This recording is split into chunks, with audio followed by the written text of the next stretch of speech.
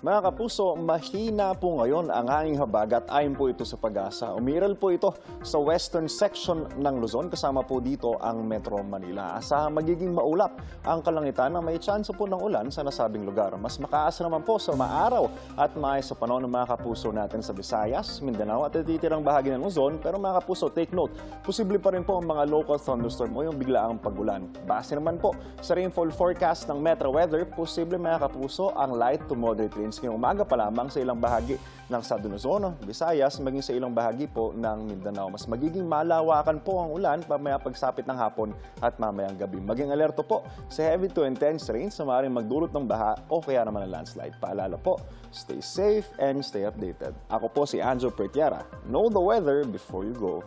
Para Mark Safe lagi, mga kapuso.